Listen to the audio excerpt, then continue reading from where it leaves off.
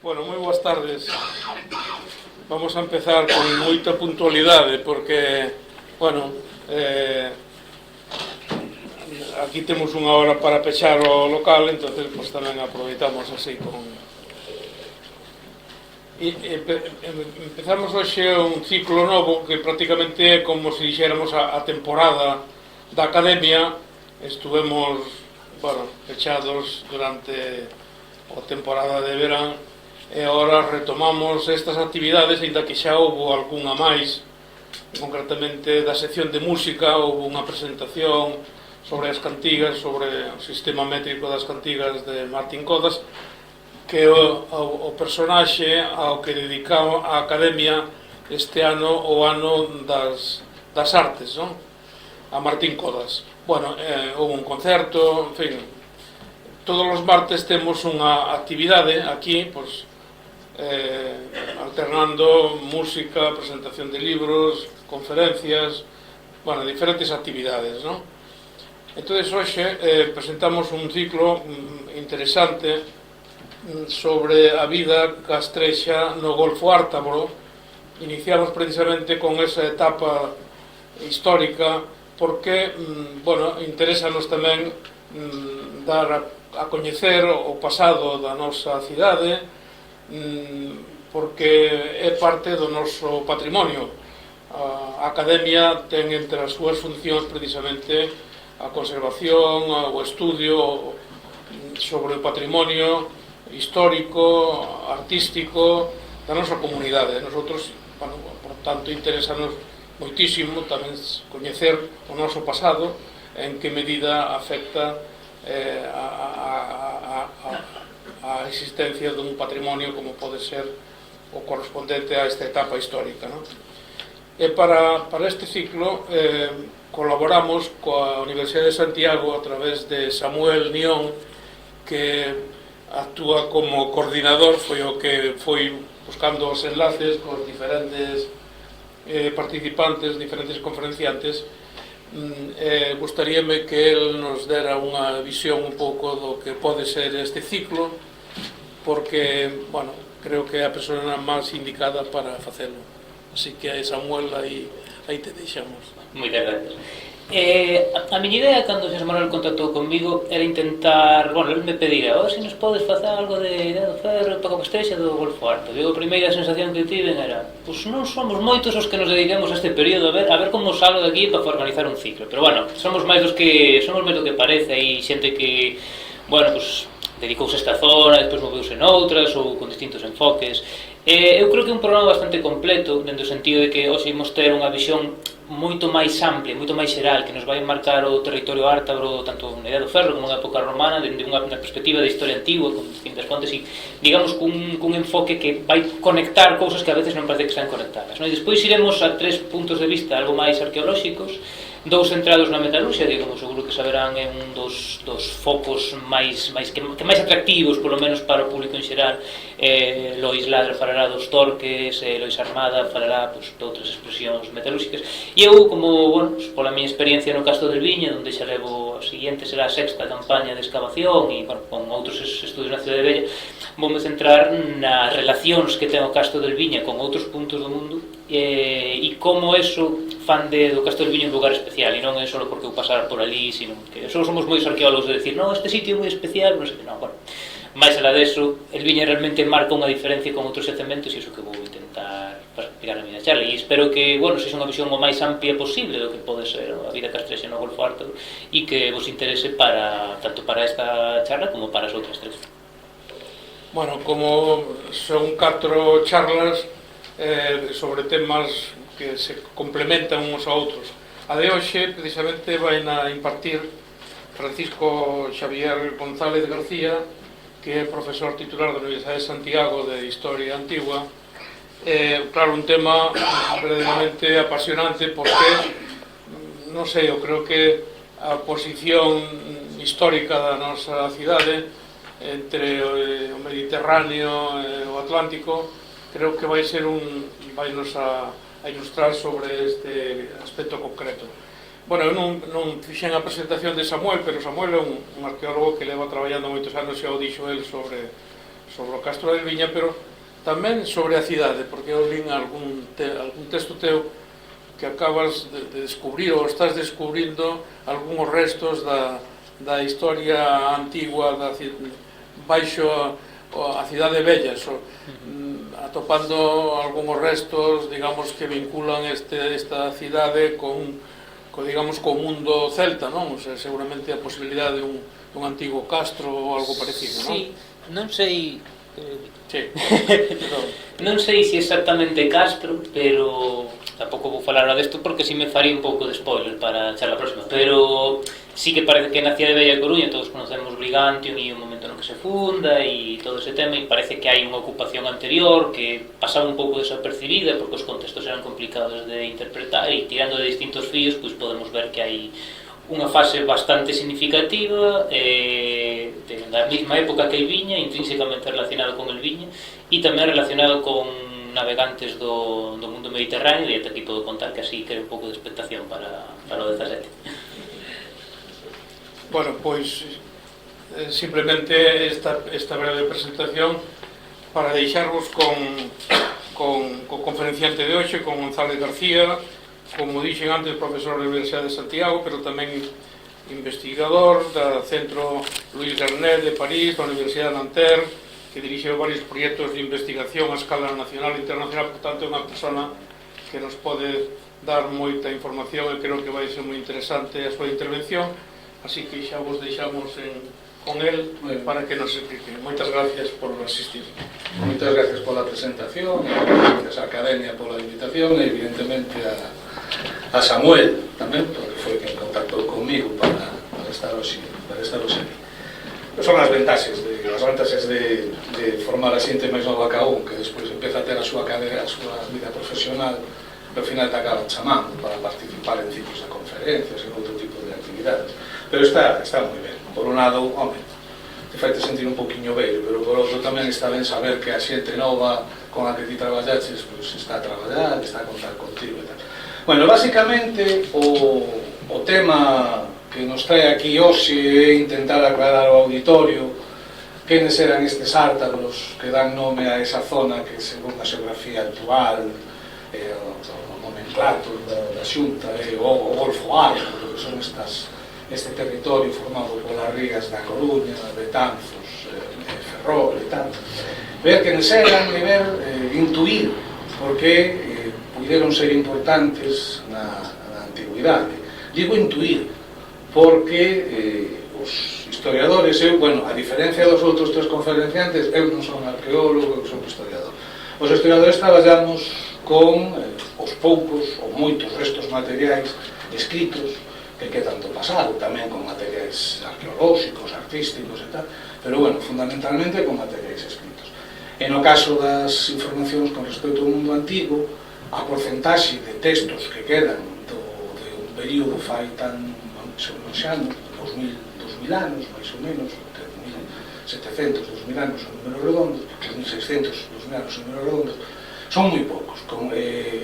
Considérase que máis ou menos en torno ao 5% da literatura antiga é o que se conserva e é o que máis conservamos. Despois conservase epigrafía e tal, moi poquinha correspondencia epistolar, moi poquinho material de arquivo, todas esas cosas, toda esa documentación perdeuse. Entón, pois eu basicamente hoxe do que vou a falar é de esas noticias que sobre a costa e sobre as poblacións do noroeste peninsular se atopan nas distintas fontes, nos distintos textos literarios que falan sobre estes territorios de antigüidade. Ao mesmo tempo, por tanto, que vou intentar deixar un poquinho claro quenes eran estes ártaros e por que foron importantes, tamén me interesa empezar a sembrar na xente unha serie de ideas. E unha das ideas que me interesa, primeiro, é afastar das cabezas de todos nós esa idea de que vivimos nun territorio lonxano, excéntrico, que non tivo contactos con ninguén, que sempre foi un fin do mundo, un finisterra e tal. Todo iso é unha verdade relativa. Galicia, o cuadrante noroccidental da península, visto dende Madrid, visto nunha lógica de Estado español, claro que é un territorio periférico, claro que é un territorio con unha orografía fastidiada, moi complexa e que queda lonxe de Madrid e dos centros de poder. Visto desde unha óptica mediterránea, como pode ser a do Imperio Romano, tamén é un territorio periférico, tamén é un territorio moi alonxado.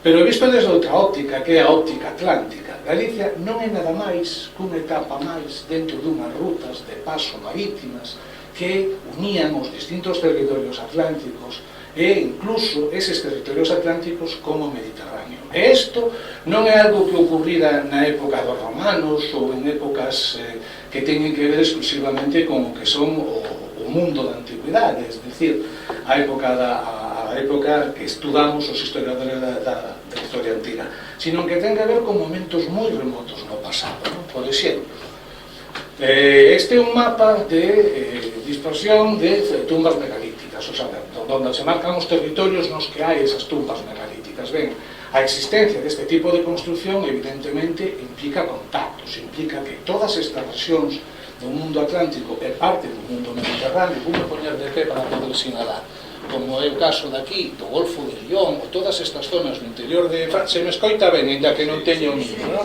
Todas estas zonas do interior de Francia estaban en contacto, estaban circulando ideas, estaban circulando xeitos de facer, estaban circulando toda unha serie de obxectos tamén que nos están a falar precisamente desos contactos. Unhos contactos que, como se pode ver, as investigacións arqueolóxicas teñen trazadas xa determinadas rutas ou determinadas líneas polas que esa xente se movía. Estamos a falar do terceiro milenio antes de Cristo. Esta situación que é moi antiga dentro do mundo do Atlántico, da fachada atlántica, pero tamén dentro destes contactos con o mundo mediterráneo, con o paso do tempo, o único que vamos a ver nos seguintes mapas que vou a proxectar é como vaise incrementando ese tipo de contactos, como vanse facendo cada vez máis frecuentes, cada vez máis intensos, e incluso como chegan a profundizar moito máis as influencias mediterráneas, perdón, as influencias atlánticas no Mediterráneo e as influencias mediterráneas no Atlántico. Fai uns cantos anos, falando desto na facultade, como un profesor que hoxe xa non está en activo, xa está retirado, non sei, como nos atopáramos no pasillo, entón puxéramos a falar desto, dos contactos atlánticos, e que o profesor dixera a mí: pero como estades defendendo estas cousas? O Mexio Atlántico é moito mar, se esta xente, os barcos que tiñan que ser uns esquizos, unhas barquinas, unhas chalanas así, miserables, como estades a defender iso? Tal e decir, porque tivo que ser. Non, home, non sei que, se aplicas a lógica, e dicen, non, mira, aquí non hai lógica, porque se aplicamos a lógica, aquí ven este mapa, todas as islas da Polinesia e da Micronesia estarían sin habitar. E, sin embargo, están todas habitadas, como se pode ver, 1300, 1200, 1200, 700, por poboacións que navegaban en unhas barcas moi rudimentarias, moi básicas, pero que sí coñecían os sistemas de navegación por alta mar, e que puderon poboar todo este triángulo e moitos outros dos lugares como as islas de Melanesia. Por tanto, estas navegacións a largas distancias en contextos prehistóricos non podemos dubidar delas, e o Pacífico é un mar que tende Pacífico o nome, non? Ademais que a navegación antiga desenvolvíase en determinados momentos do ano, aqueles nos que o mar era moito máis favorable para o desenvolvemento deste tipo de navegación. Por tanto, non cabe dúbida de que estas cousas produxéronse en Europa do mesmo xeito que se produciron aquí en Polinesia. Vamos a ver como estas cousas, como estes contactos, estas relacións van se intensificando. Aí temos o caso de entre o 1300 e o 1700, sobre todo a medida que nos vamos acercando máis ao cambio de milenio, os contactos intensifícanse como consecuencia da presencia de estes señores que navegan a través destas rutas pintadas en azul, que serían máis ou menos as rutas seguidas polos fenicios. Os contactos intensifícanse incluso con territorios interiores, e o que estamos a ver é como ese mundo do bronce e de inicios do ferro é un mundo con moitísima máis actividade, con moitísimo máis contacto entre as distintas comunidades, entre as distintas poboacións europeas, do que poderíamos pensar nun primeiro momento. É dicir, a xente na protohistoria movíase dun xeito máis lento como nos movemos nós, pero movíase, as ideas circulaban, os intercambios producíanse.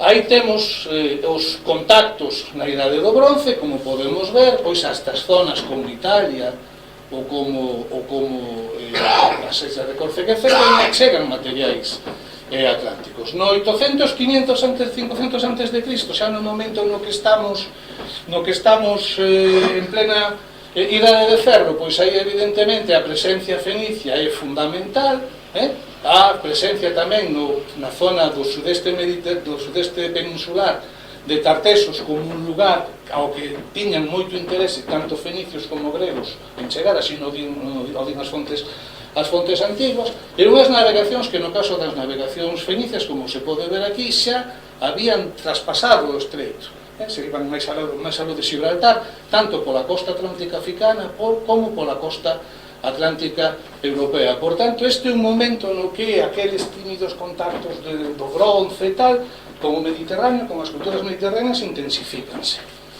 Esta situación sigue incrementándose no período seguinte, na segunda fase da Idade do Ferro, e se comparamos este mapa, este é o momento no que chegan máis ao sur pola costa africana os fenicios e máis ao norte ata, aquí figura a desembocadura do Miño, pero bueno, xa poderíamos ao finais, casi no cambio de era, un poquinho antes, poderíamos decir que parece que o límite das navegacións fenicias e púnicas foi o territorio de Galicia. Máis alá de Galicia parece, polo menos ata onde eu sei, que non hubo moita máis navegación. Pero bueno, como se pode ver, se intensifican estes contactos con os navegantes mediterráneos. Este sería xa un mapa no que só figuran o que é a expansión fenicia, con a fundación xa de Cádiz no sur, como o gran centro dentro do cual van a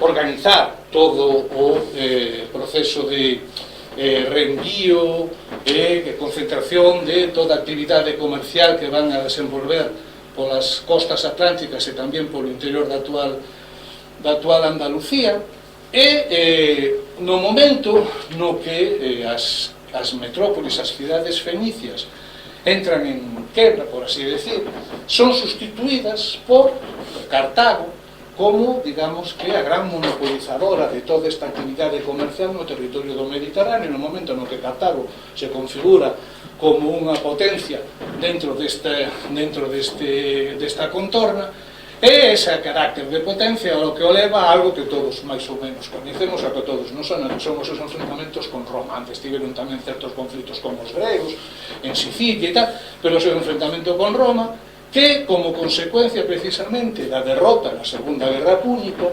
ao que asistimos é a sustitución como gran potencia marítima mediterránea e controladora das navegacións polo Atlántico, a sustitución do poder cartaxinés polo poder romano. Ben, isto máis ou menos é desde un período moi remoto da prehistoria hasta o momento no que Roma está a piques, como vemos aquí, de conquistar toda a península e todo o mundo mediterráneo e a gran parte da Europa Atlántica. Este é o momento do que nos van a falar os textos que é o que a continuación empezamos a analizar, ou vou empezar a analizar.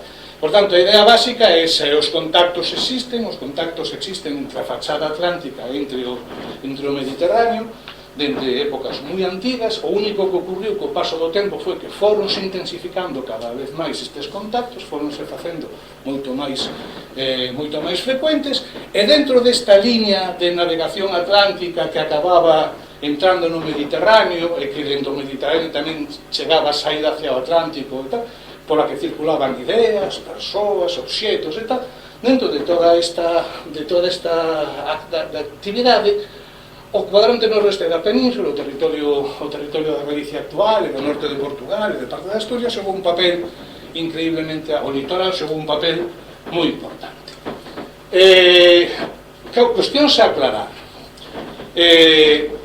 O xeito no que nos vemos o mundo, ou polo menos no que nos representamos o mundo, non é o xeito no que o representaban os antigos. Vale, quero aclararlo porque isto despois vai a ser importante cando empecemos a ler os textos.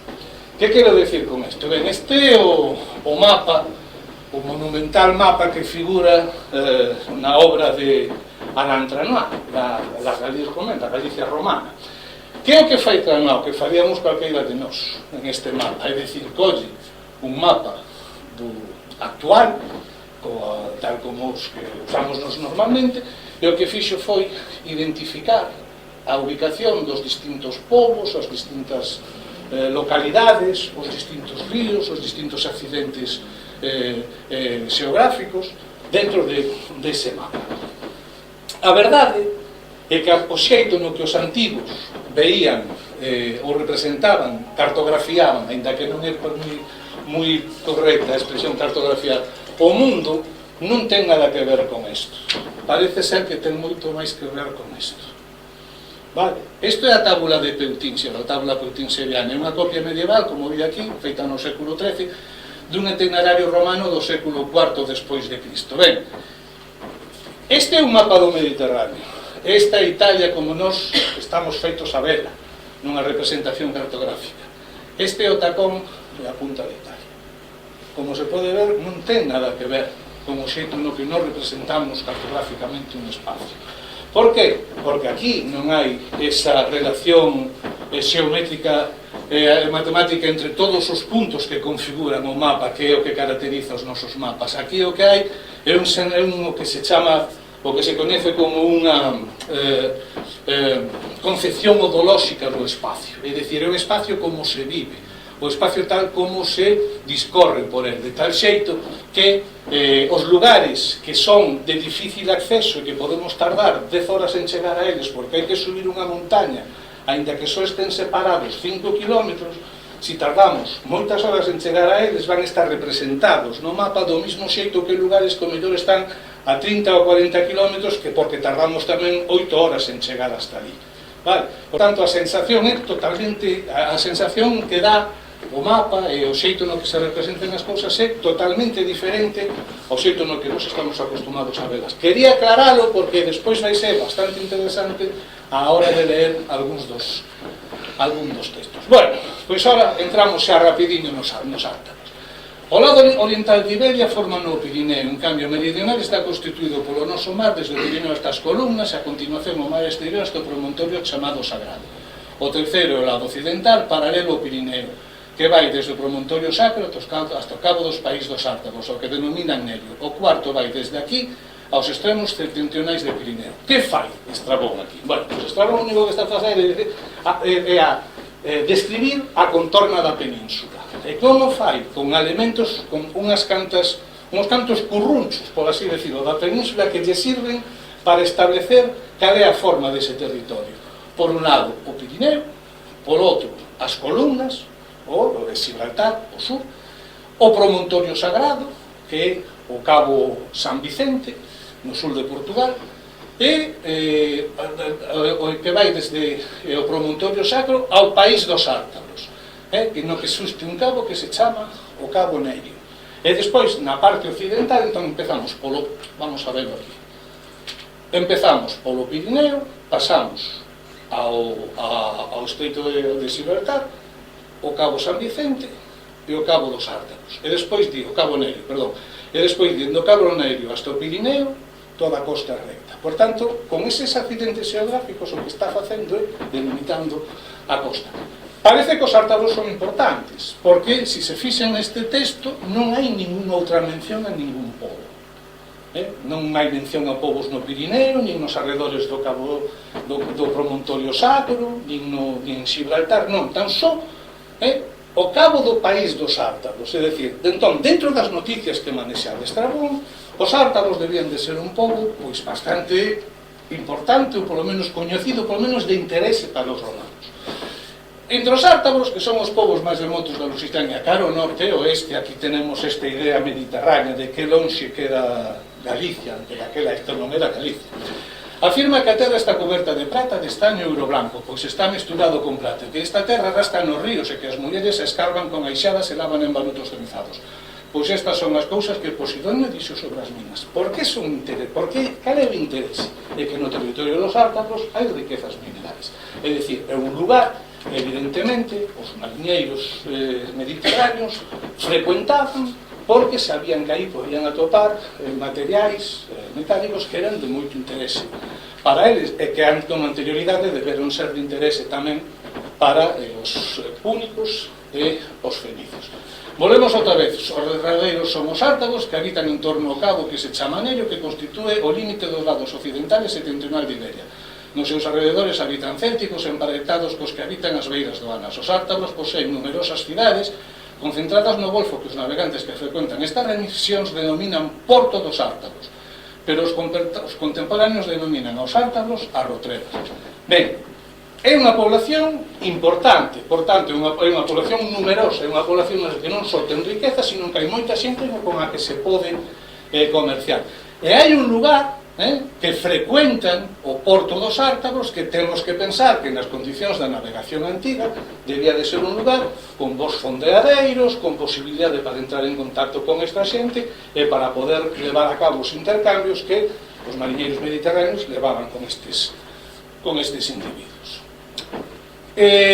Outra das importantes, ou se tallo ese texto tan largo no que o que se fai é a descripción das casitérides, non o vou ler entero. Están situadas unhas preto doutras en alta mar cara ao norte dos portos dos Ártagos, es decir, as famosas illas do Estaño, as casitérides, nas que íamos os navegantes mediterráneos, nesa ruta atópase o porto dos Ártagos, es decir, ese é o motivo polo cal tamén os Ártagos chegaron a ser coñecidos, estaban unha etapa dentro desa ruta. Pero o que me interesa é esta parte do final, non?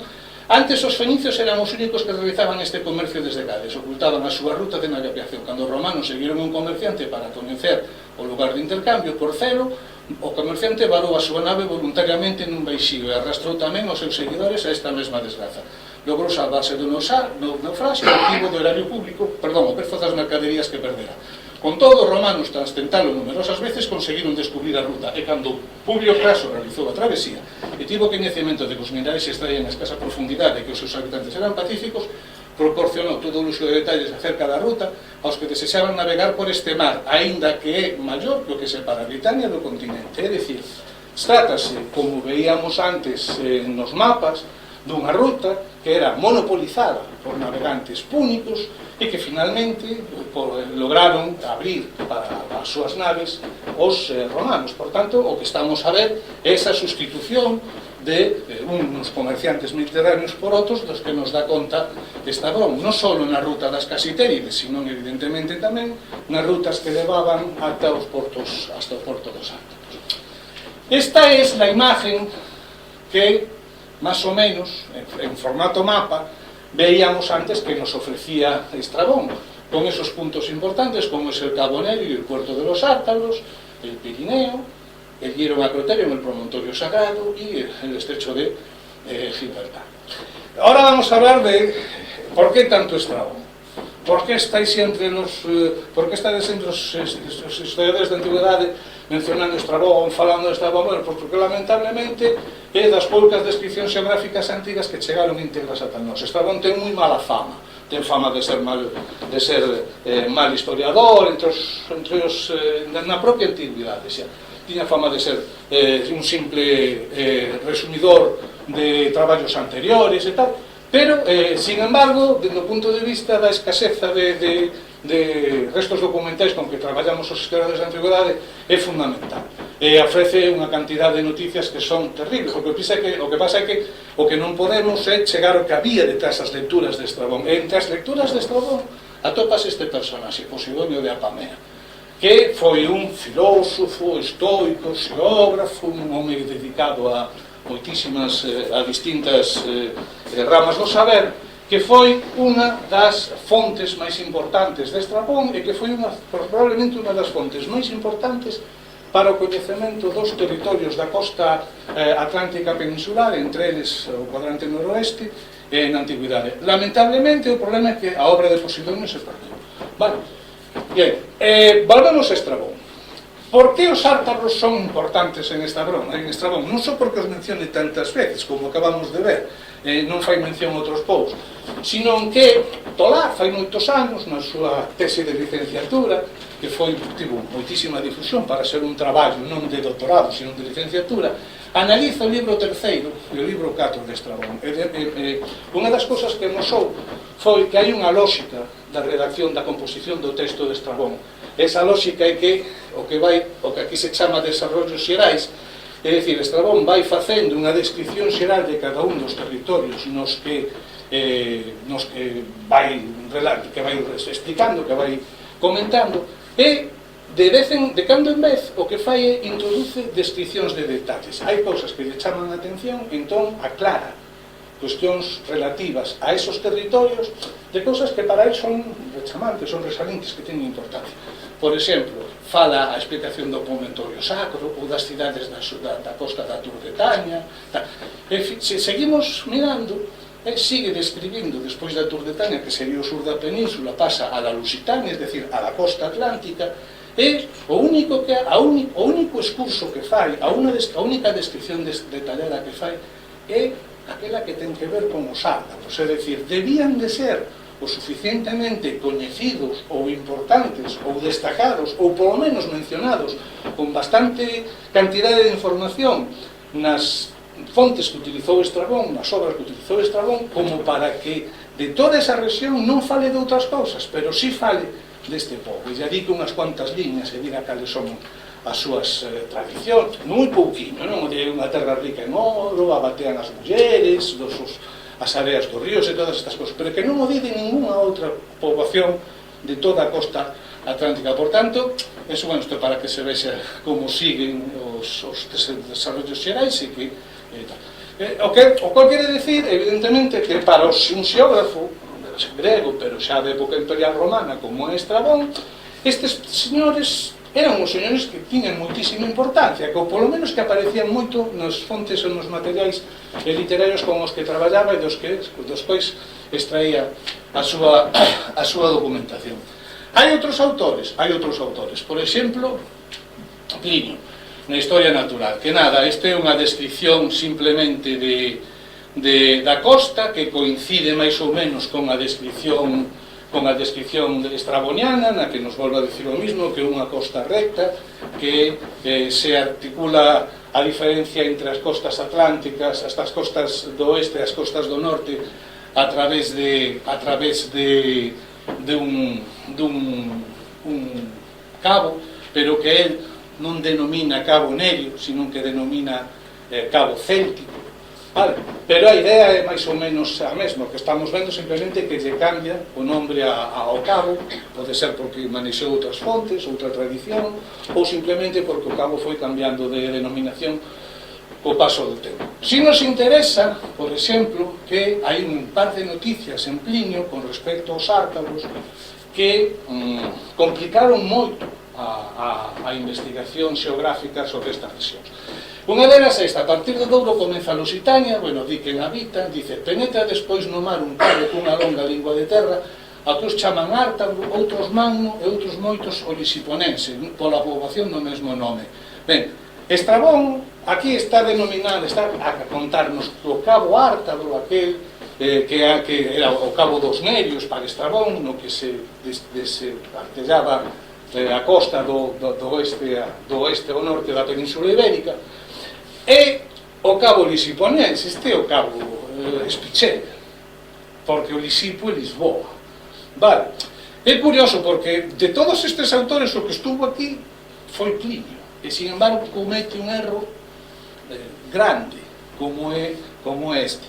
A que se pode deber? Pois se pode deber a algo que xa veíamos antes en Estrabón, a que na época de Plinio os ártabros xa non eran ártabros, sino que eran arrotrebas, e o mellor, pois, pode haber un erro na transmisión do texto que chegou ata nós, ou pudo haber un erro por parte do propio Plinio na confección da súa obra, pero el xa non tiña claro que eran ártabros, creía que non existían, non? Porque xa nunca un pobo dos ártabros que nunca existiu, un erro manifesto, pois situaron neste lugar debido a un cambio de letras, aos arrotebras que xa citamos antes do Cabo Céltico. Separa, diferencia entre unhos ártabros que nunca existiron e que sitúan un cabo ártabro que quedaría en Lisboa con unhos arrotrebas que sí que están na zona donde dende Estrabón se decía que estaban os ártabros. Vale, eu penso que aquí o que hai é ese erro por parte de Plinio, non? O que sí sabemos é que se produciu o cambio de nome, porque Estrabón non lo documenta. Antes eran ártabros e agora son arrotrebas. Por tanto, é moi curioso que un autor como Plinio, no que parece que poderíamos darte moita fe, comete este erro. Artemidoro engade ademais desde Gades ao Cabo Ártabro, que é onde chega a punta máis avanzada de España, bordeando o Cabo Sacro, 991.500 pasos. Non é un erro desa pasaxe de Plinio, é un erro que se repite na obra, porque este Cabo Ártabro, esta diferencia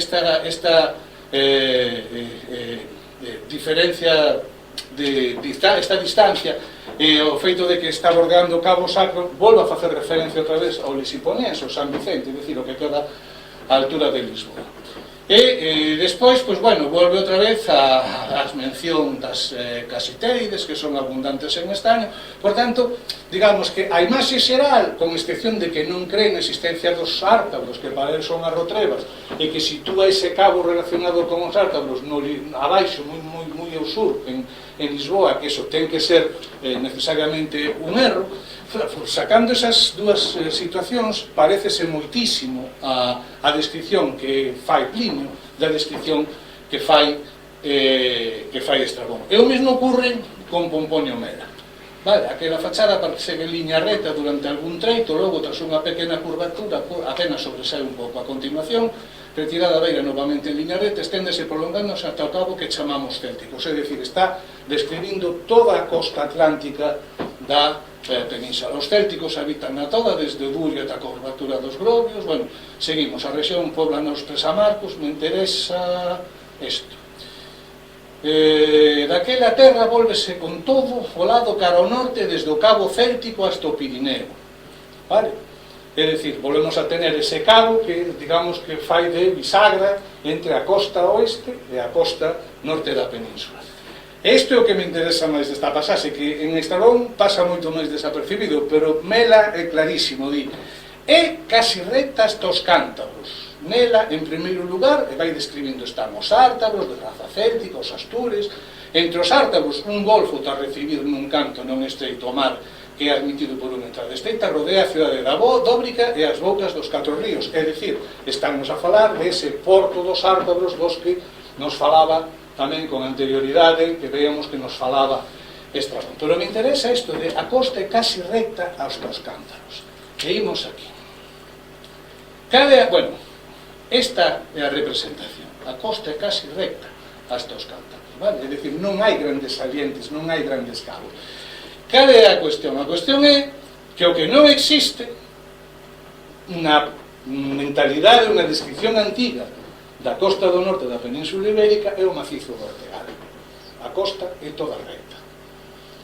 Non sei por que non existe, non sei se é fruto da tradición libresca, que un dixo que toda a costa era recta, ou simplemente que non sei se navegando por cabotaxe non se nota moito a diferencia, como se artella esta zona sobresal. Non o sei, pero o certo é que para os antigos esta zona de aquí non existía. Por que estou facendo tanto fincape nesto? Ben, porque non me vou meter nun tema que é o feito de que durante moito tempo identificouse o Cabo dos Ártabros con Ortegal a partir do traballo de Manciñeira, únicamente argumentando que era a divisoria de augas actual. Sabemos que na Edade Media a divisoria de augas non estaba aquí, sino que estaba na costa da norte. E tamén argumentando que é un cabo suficientemente aparatoso, grande e monumental como para que chama a atención. Pois sí, pois o é, pero o que din os textos antigos é outra cousa, vale? E a descripción que temos que facernos basease nos textos antigos, non? Entón, desde ese punto de vista, o interese polo que estou o que interese que teño en marcar todas estas cuestións a empezar a botar a un lado algunhas das identificacións que se fixo do territorio dos Ártabros e sobre todo do Golfo dos Ártabros e do Porto dos Ártabros por parte da investigación. Vale, entón, de aí que antes se expuxera a explicar un pouquiño dos mapas o espacio ideolóxico e todas estas cuestións. Vale. Que tenemos despois? Despois tenemos Ptolomeo. O que pasa é que Ptolomeo o que fai son unhas tabuas nas que indica lugares e a súa ubicación en grados, minutos e segundos. O que pasa é que os grados, minutos e segundos de Ptolomeo non coinciden con os nosos, por tanto é moi difícil de identificar. Chama moita atención unha cousa, como se pode ver aquí dos galaicos brácaros, promontorio, desembocadura do río do Tamar e o Tambre, e a que di dos Ártabros, o porto dos Ártabros e o promontorio Nerion. Es decir, está mencionando os mismos accidentes que mencionaba Estrabón. Pasamos no lado que está o océano, que se chama Cántabro, tras o promontorio Nerion e outro promontorio no que están as aras sestianas, promontorio, desembocadura, e aquí aparece no gran porto dos Calaicos Lucenses Flavium Brigantium, como o promontorio Lapatio Coru, tamén chamado Tilecro, e a desembocadura de Tres Ríos. Ben, estas mencións en os distintos autores a un porto dos Ártabros, e esta mención a un porto dos Ártabros e a un porto dos Galaicos Lucenses, no caso de Ptolomeo, provocou que moitos investigadores, e unha parte importante da investigación, fixera o mesmo que vemos facer aquí a Tranois. Este outro mapa de Tranois, o que pasa é que en vez de colocar os sitios no perfil de costa actual, tal e como cartografiamos nós, fai unha representación cartográfica a partir dos datos dos autores antigos. Pero o importante é que aquí sitúa o porto dos Ártabros e Flavium Brigantium, e sitúa o porto dos Ártabros nun lugar no que eu penso que non é o seu lugar correcto, porque o figura o sitúa antes do promontorio Nerio, es decir, antes dese promontorio que é o que sirve para marcar ese curruncho noroccidental da península. Vale.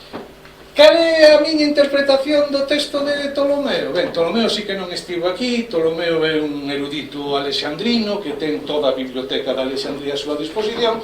Ptolomeo manexou unha gran cantidade de fontes. Nesas fontes, en moitas delas, se podía estar hablando dos Ártabros, porque, como vemos, debían de ser unha poboación increíblemente mencionada en moitos dos textos antigos que falaban sobre as costas atlánticas peninsulares. E Ptolomeo, nun exceso de celo, o que fixo foi indicar a ubicación do porto dos Ártabros e despois repetilo en ese gran porto dos Galaicos Lucenses, no que se sitúa Flavium Brigantium. É verdade que as coordenadas son distintas, pero como non coñecemos as fontes, nin o lugar, nin o valor das coordenadas tolemaicas, non sabemos realmente se baseouse nunha, estimación a ollo, por así decirlo, ou en cálculos reais deducidos a partir de as distintas fontes de información con as que el contaba. Por tanto, o que penso é que aquí o que hai que manexou información de diferentes épocas e mesturou, mencionou o mismo lugar en dos lugares distintos, amparándose nas noticias de distintas fontes. Eso provocou que durante moito tempo se pensase que o porto dos Ártabros era un lugar que quedaba, pois eso, na zona da costa da Nórtica. Esta é, xa digo, a versión tradicional durante moitísimo tempo. Foi moitos anos, como consecuencia do plan director do proxecto de Viña, foi cando eu empecé a traballar sobre isto da xeografía dos Ártabros. Foi cando me metín forte e profundamente a analizar todos estes textos, do que agora estou contándoles así rapidiño como vai a cuestión. E a conclusión a que cheguei é que o territorio dos Ártabros, ou Barrotrevas, eu non me atrevo a decir se é un pobo, non sei o que é, vale? Porque ademais hai outro problema, é que desaparece dos textos, non volven a aparecer. Bueno, se volve a aparecer unha vez, o veremos despois. e non temos constatación epigráfica. Os célticos prestamarcos e os supertamarcos dos que falan os textos aparecen nos epígrafes romanos, pero non hai un só epígrafe que fale dos ártaros. Entón non sabemos realmente se isto é un etnónimo de verdade, se eles se chamaban así ártaros ou barrotrevas, se era unha tribu, se era unha comunidade de tribus, non sabemos o que era. O que sí que a partir dos distintos textos parece que era, eu quero pensar que era unha serie de povos que ocuparían este arco, o arco que vai desde a parte setentrional, desde o río Anllóns, non? Este é o río Anllóns, se non me falla a miña xeografía de Galicia, ata o que sería máis ou menos a ría de Ferrol. Con que extensión? Non o sei, pero tendo en conta a importancia que teñen os ríos na Galicia de Idade do Ferro, como delimitadores de territorios, tamén a importancia que lle dan algúns autores aos ríos nas comunidades galaicas, eu marquei así unha extensión máxima, pero moi máxima, vale? Na que non me creía en aquel momento e tampouco me creo, pero o reproducín a partir de elevar ata as cabeceras dos ríos principais que corrían por estes territorios os límites, es dicir, o que intentei foi establecer uns límites basados nos valles fluviais dos ríos que recorrían todas estas zonas, pero que sí me interesaría, e máis ou menos esta orla así litoral.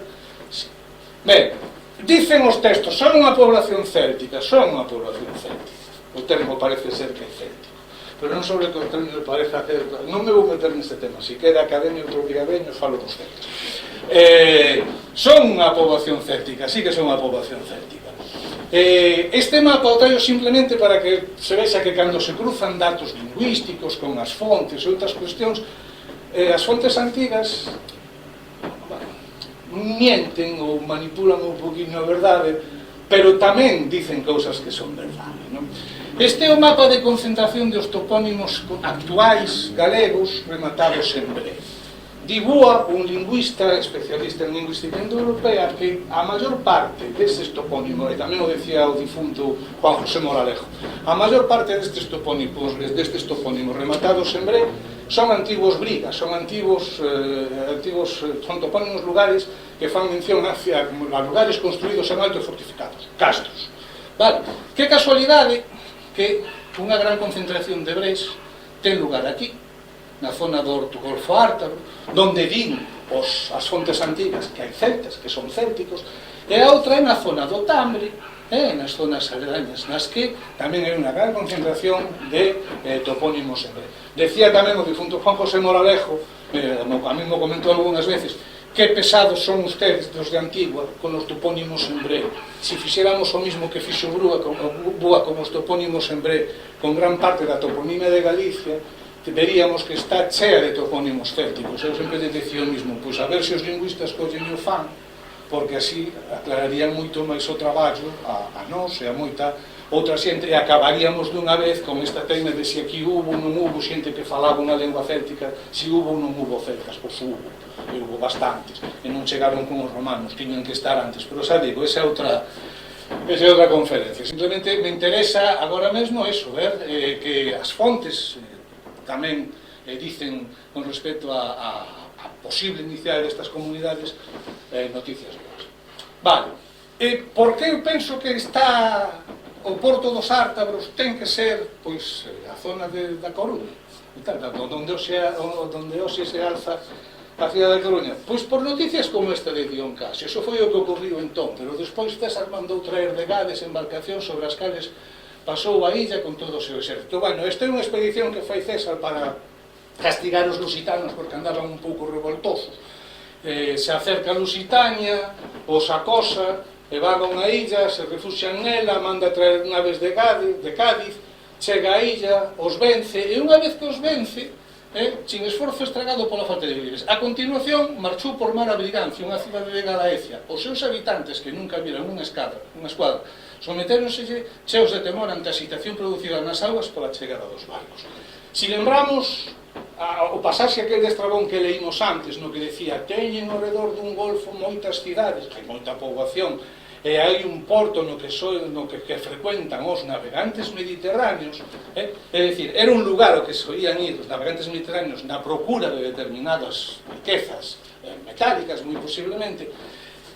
Isto coincide moi ben con o feito de que César sabía perfectamente a que sitio da costa setentrional de Galicia tenía que ir se o que quería, como parece ser que era a súa necesidade en ese momento, que non tiña un campo e quería conseguir botín para financiar a súa posterior actividade política en Roma, se o que quería era conseguir riquezas, sabía perfectamente a onde tiña que ir, é dicir, a aquel lugar no que xa os mariñeiros mediterráneos e os mariñeiros tanto fenicios como romanos frecuentaban para comerciar con estes indígenas e conseguir estas riquezas. Por tanto, isto é un dos indicios que a mí me parece que falan a favor da ubicación. E o segundo, o que xa coñecemos todos, cando estes territorios os conquista Roma, donde fundan un porto que é importante porque sirve como porto de saída e de entrada de mercadorías para Lucus Auguste, que é a capital do convento,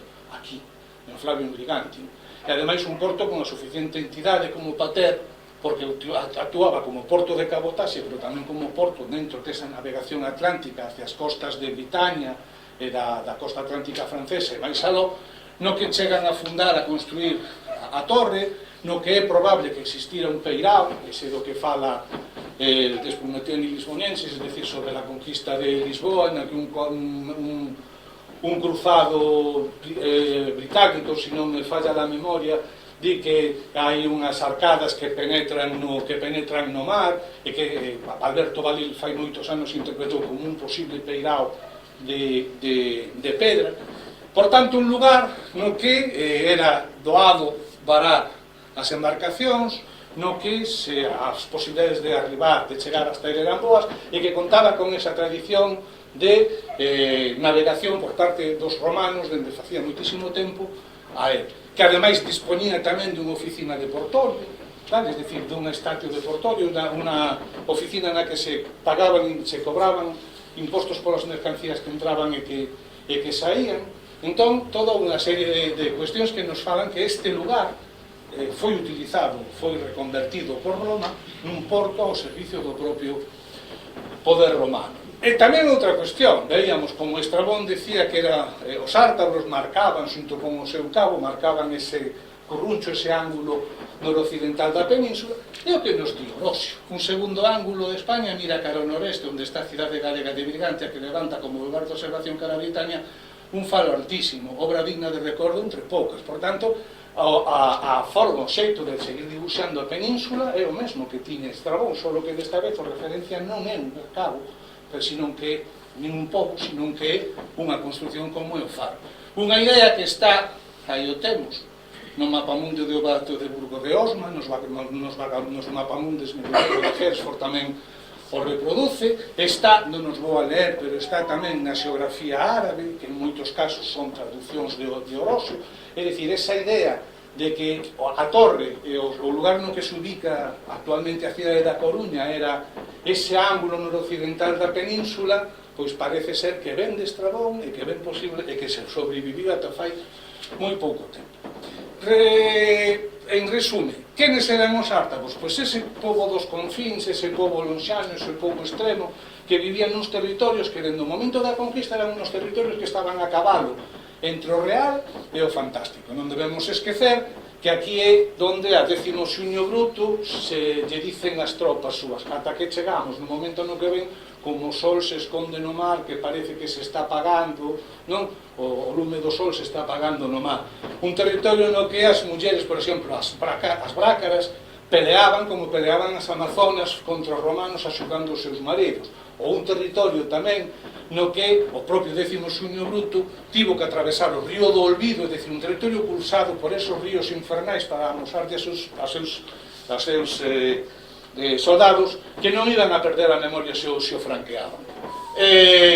Ese territorio a medio camino entre real e fantástico é o que aparece nesta noticia de unha novela antiga, Os prodixios de máis aló de Ture, de Antonio Dióxenes, que o recolle Focio na súa biblioteca, que, resumindo, é o resume, é o asta, por así decir, o resumen da novela, di a continuación Diña, unha das protagonistas, narra as posteriores aventuras e desventuras de Dérfides, o outro dos protagonistas, en especial o modo en que chegou xunto aos ártabros, cuxas mulleres van á guerra, mentres que os homes permanecen en casa dedicándose aos labores femeninos. É dicir, no momento no que os ártabros xa non interesan, porque xa non é con eles con quen se contacta, con quen se comercia, os ártabros pasan a ser o referente do ideolóxico bárbaro mediterráneo, do pobo lonxano, do pobo que queda máis atrasado e do pobo máis bárbaro.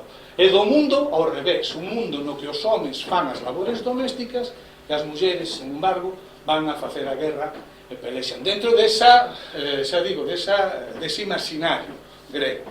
Pero que de que nos está a falar, greco-latino, de que nos está a falar isto? De que os bárbaros siguen presentes, os ártabros siguen presentes, siguen sendo importantes dentro da mentalidade greco-romana, e da que só sea para marcar os povos bárbaros dos confins do mundo. Algo que non é axeno ao xeito no que os antigos, non só cartográficamente, sino de outro xeito, representaban o imperio. Isto é o pórtico norte do Sebastión de Afrodisias, en Turquía, un templo dedicado a Afrodita Prometeo e os emperadores xilocaldes do siglo I a.C., no que esta estrutura, que ten esta planta, caracterízase porque entre estas columnas hai representadas unhas estatuas que serían, digamos que as representacións simbólicas de determinados territorios ou de determinadas poboacións, e aparece tamén o etnos, es decir, a tribu, por así decirlo, o pobo, ao que está facendo mención esa representación simbólica. E aquí, para representar o extremo occidente, o sea, que teríamos, por tanto, neste atrio, sería unha representación artística da xeografía do imperio, a través de todas estas representacións simbólicas. E aquí tenemos un etnos galaikos, es decir, pueblo de los galaicos, que lo que nos estaría marcando es a los galaicos, ya no a los ártabros, sino a los galaicos en general, como ese pueblo de los confines, como ese pueblo extremo, desde esa óptica romana, mediterránea, de la que hablaba antes. Por tanto, se estaba haciendo ese uso geográfico de estas poblaciones, ya no de los ártabros, sino de los galaicos, en este mismo momento en el que ya habían dejado de ser los átavos importantes para negociar y pasaban a ser simplemente esos pueblos de los confines, esos pueblos extremos, esos pueblos bárbaros. ¿Qué tenemos, por tanto? Pues unas poblaciones que fueron muy importantes desde el punto de vista de la adquisición de determinados productos materiales para los navegantes fenicios y para los navegantes romanos, y que con el paso del tiempo se acabaron convirtiendo en un tópico del mismo modo que vemos que son aquí los galaicos en general, para representar los pueblos de los confines noroccidentales, de los confines occidentales, mejor dicho, en este caso del Imperio Romano. Porque si se ve, Sicilia o los egipcios serían los límites meridionales, y los bósfori, los judeos y los árabes, los orientales, y evidentemente todos aquellos que quedan en la zona del Danubio serían los que estaban marcando los límites septentrionales por los cuales se extendía el Imperio Romano. Y por mi parte, nada más, muchas gracias, me he excedido un poquito y espero no haberles aburrido mucho.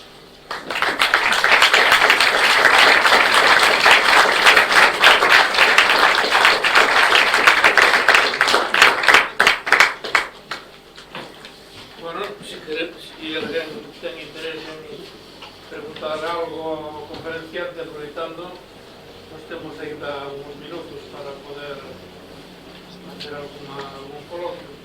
Si é que tú te preguntas. Sí, eu non teño problema ningún. Que pregunten o que queiran. Si queren preguntar, si non, marchamos.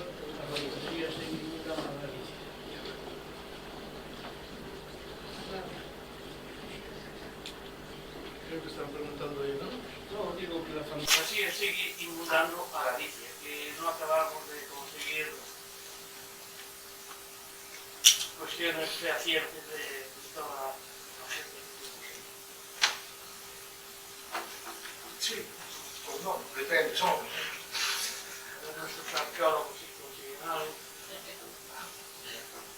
A ver, había más manos. ¿Dónde identificas, tío, Cabo Nerio? En cualquier sitio del... No, es que es imposible. es imposible. En cualquier sitio del Chaflán da Costa da Morte, o sea, de la zona da Costa, es que me da igual, es que vamos a ver, que si o Fisterra, que si o San Adrián, que, vamos, estamos como para andar con esas cuestións de detalle, non? É imposible, para min é imposible, dende logo. Ademais, este é o material con o que traballamos, non? E ten esta precisión, non?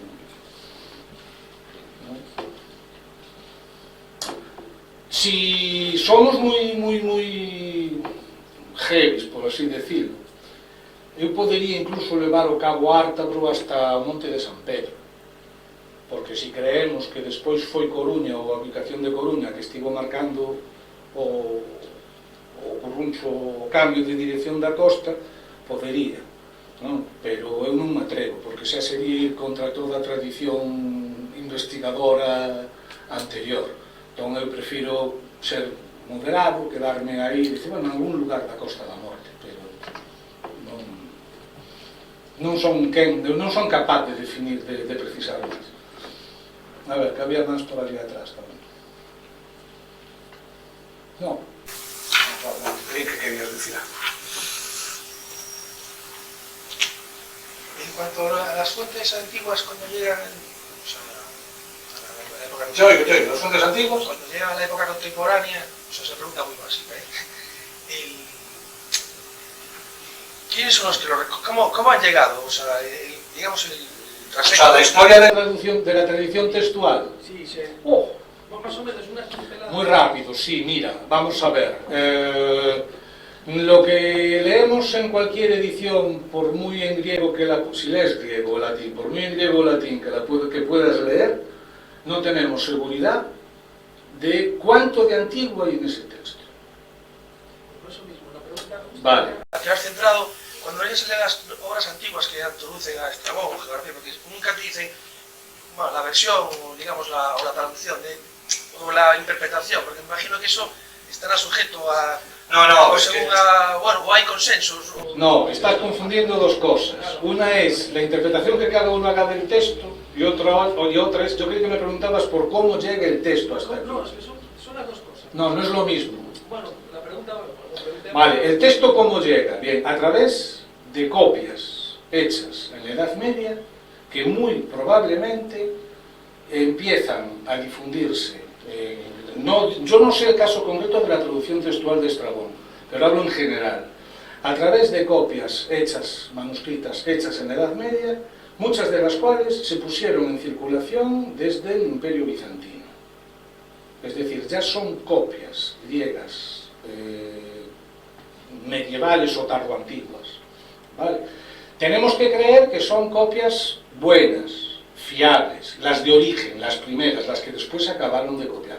Pero, ¿cómo se fija que el texto es fiable o bueno? A través de un trabajo filológico brutal de comparación y crítica de las distintas versiones del texto que tenemos, que es un trabajo increíblemente duro y que ojalá hubiera aquí un filólogo en la sala para que te lo contara mucho mejor de lo que te puedo contar yo, porque yo no me dedico a eso. Pero es un trabajo muy fastidiado, en el que se establece, muy complejo, en el que se establece la puridad, por así decirlo, de una versión con respecto a otra, en el que hay análisis lingüísticos. Es un trabajo muy complejo. Y tú lo manejas a través de una serie de ediciones, que son ediciones críticas, en las que el editor, un filólogo, lo que te está exponiendo no solo el texto que él considera que es el más correcto, sino las variantes en toda una serie de notas a pie, para que tú las puedas cotejar y que tú las puedas seguir. Pero ya te digo, ¿cuánto de antiguo hay en lo que leemos hoy en día? Pues hombre, hay que pensar que hay, ¿me entiendes? Después otra cosa es la segunda parte, ¿cómo lo interpretas tú? ¿No? Que era también por dónde ibas, cómo son las interpretaciones que da cada uno de los autores. Sí, claro. ¿Entiendes? Pero ahí ya depende pues, de toda una serie de, digamos, prerequisitos que tiene el historiador, ¿no? Por ejemplo, yo hice mucho hincapié en cómo es la tábula de Peutinger. ¿Por qué? Porque si esta gente, cuando cogía un lápiz, bueno, no un lápiz, un cálamo y tinta, y se ponía en un fragmento de papiro o en un trozo de piel a dibujar un mapa, lo dibujaba más parecido a los esquemas que hacemos nosotros. Entonces, reproducir nuestra cartografía en la cartografía antigua me parece problemático, y es lo que hace la mayoría de los autores, ¿no? Yo, sin embargo, pienso que lo mejor es darle importancia al texto. ¿Qué es lo que dice el texto? ¿La costa es recta? Pues yo me voy a creer que la costa es recta. Y con una costa recta, ¿dónde puedo colocar? ¿No? Entonces, claro, y después jugar con los textos. Y una vez que lo tengo colocado, lo del caso del puerto de los Ártabros, ¿hay otros indicadores en los textos antiguos que me permiten? Pues los que puse. Los romanos crean un puerto aquí, la torre es el marcador del ángulo noroccidental de la península en toda la tradición geográfica posterior, es decir, toda una serie de indicios que me están marcando que esto está funcionando igual que funcionaba otra cosa que no sabemos dónde ubicar con anterioridad. ¿Entiendes? ¿Me puedo equivocar? Sí, me puedo equivocar, pero procuro no poner nada de mi imagín, de mi propia cosecha, sino que justificarlo en los documentos, en los textos que tengo, que es como trabajan los historiadores. La diferencia entre un historiador y un novelista es que el novelista, aunque lea mucho, da paso a la imaginación. El historiador necesita tener imaginación, hace falta imaginación histórica, porque muchas veces tienes que pegar un saltito y reforzar y tal, pero no te lo puedes sacar todo a la cabeza.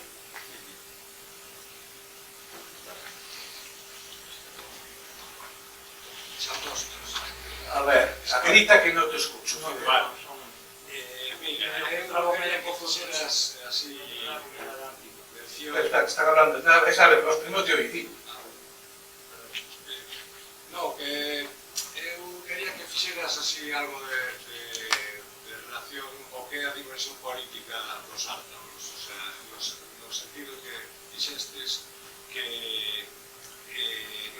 non sabía si era un populus ou que era, non? Entón, bueno, pois precisamente abondar un pouco nese senso a relación que pode ter co que entendemos por populus, o que entendemos por civitates, si estaría por riba, o sea, que relación. Sí, te voy a ser totalmente claro. Wittgenstein, de lo que no se sabe mejor no hablar. No, es que no se sabe, Fidel. No, es que no se sabe, Fidel. No se sabe. Los textos están ahí. ¿Menciona algo de Civitas y Populus? No, padre. ¿Hay epigrafía? No, padre. Entonces yo no lo sé. Hay textos posteriores. Pero sí, pero yo con esos textos no trabajo. Y dos. Tendríamos que empezar. No, y lo que tendríamos que empezar a pensar es otra cuestión. El problema de las supervivencias.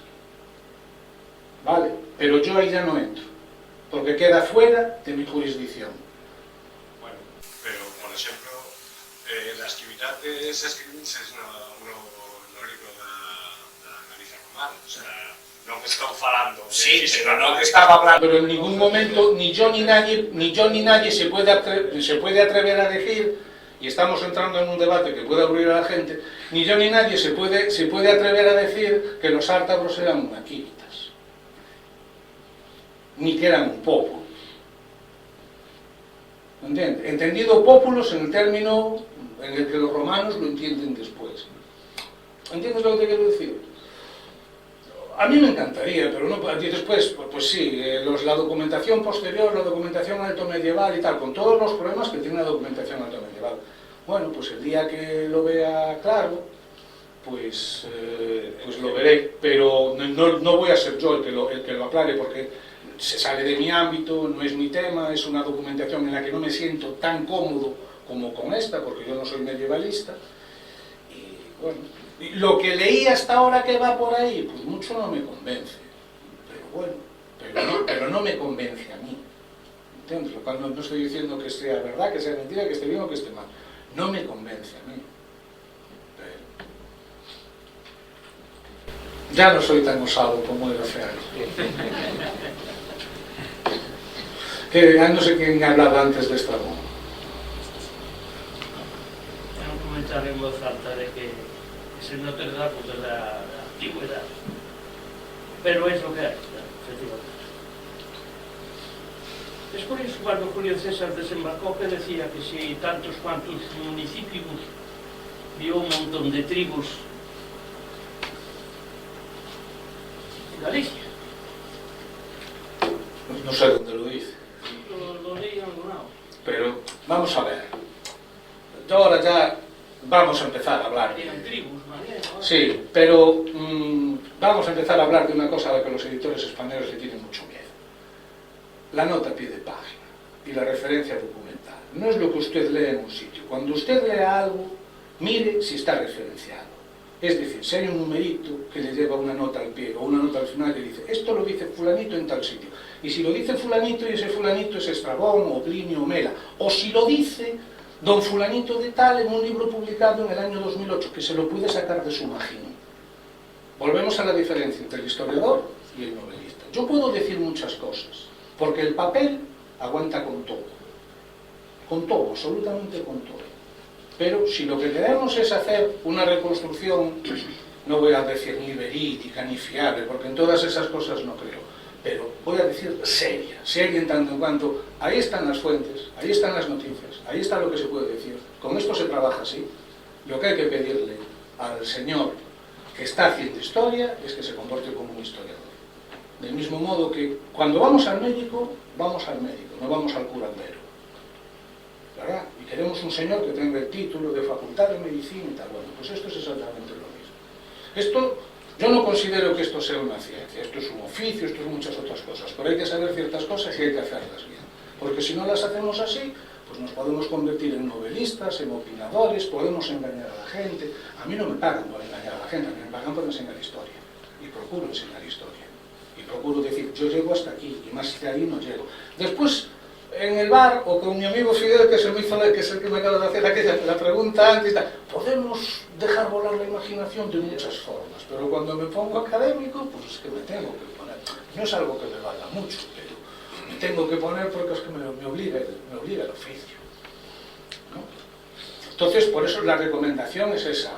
Leer es maravilloso, pero hay que tener cuidado con lo que se lee y hay que ver de dónde se sacan las cosas que dicen las personas, o sea, que escriben las personas que leemos. Bueno, pues si no hay más preguntas, damos por terminado y convocarles de nuevo para la próxima conferencia que vamos a celebrar sobre un tema similar. Ahora vamos a contar con outros intervinentes, vamos a contar con arqueólogos que teñen outras pautas de coñecemento e que van a explicarnos esas historias das que se está falando con outros criterios, porque manexan outros procedimentos para analizar as situacións. Nada máis, moitas gracias.